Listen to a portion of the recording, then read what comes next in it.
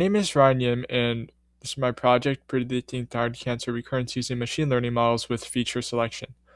My research question was whether KNN and decision tree models could provide an alternative, cost-effective way to determine if more testing is required for thyroid cancer recurrence screenings. Thyroid cancer is becoming increasingly more common, and this year over 44,000 new cases are expected in the US with roughly 2,300 deaths.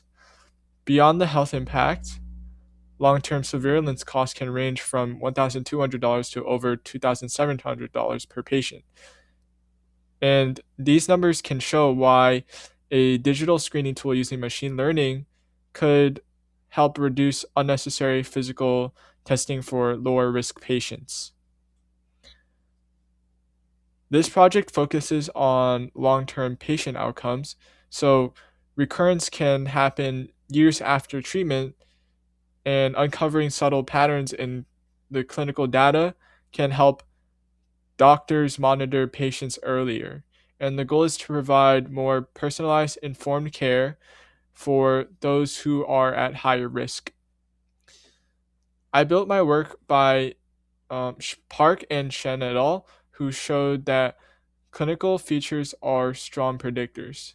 Many high performing models can be hard to interpret, so my project focused on bridging that gap of interpretability.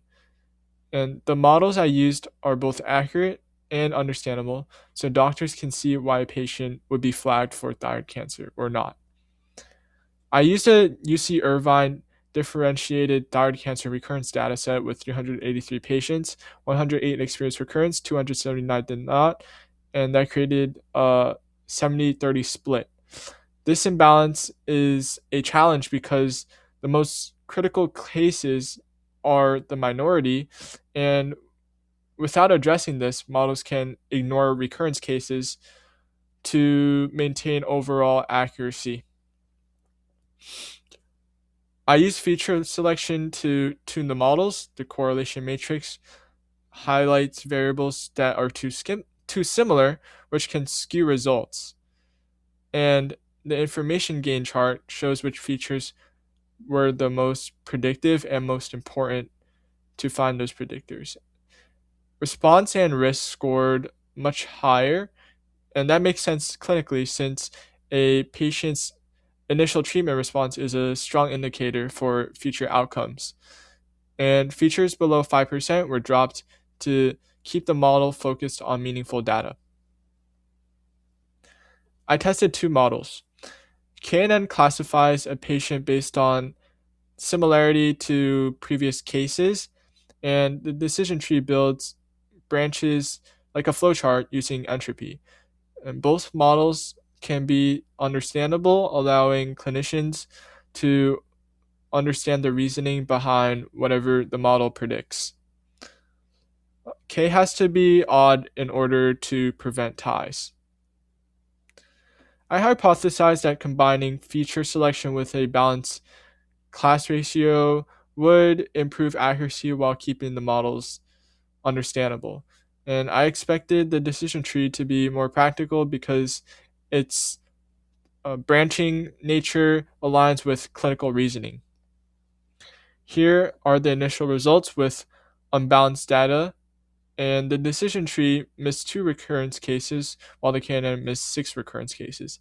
These are called false negatives, and they are extremely more significant in a medical setting since that shows that the patient predictor said that they didn't have thyroid cancer when in fact they did.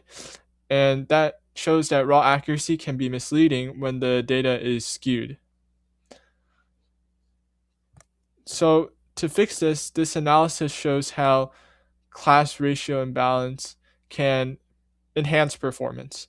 When recurrence cases make up only 10%, the false negative rate is really high, and as the ratio approaches 40 to 60%, the error rate drops and stabilizes, and the accuracy becomes more consistent. The accuracy is shown on the right.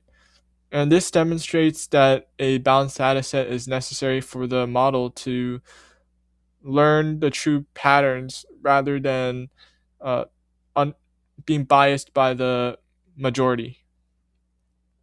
After adjusting to a 60-40 split, both models improved significantly, reaching 97%. And most importantly, though, the false negative rates dropped in both. Balancing the data made the models much more sensitive to actual uh, recurrence while maintaining high overall performance and accuracy. This tool outputs a probability of recurrence instead of a simple yes or no. This is an example of what my KNN model or decision tree could do, but this is my KNN. And you input data from a random patient, and it will spit out the probability. This supports nuanced risk assessment, letting doctors prioritize patients with higher probabilities for immediate follow up while monitoring lower risk cases carefully. And this is just an example of how machine learning can significantly reduce costs for clinicians. Some final takeaways: a 60-40 split with a tree depth of 3 and a k value of 3 provided the most reliable results. The model of both KNN and decision trees are simple and cost effective, as this project costed me nothing, using existing medical records to flag high risk patients early on and reduce unnecessary testing. Thank you.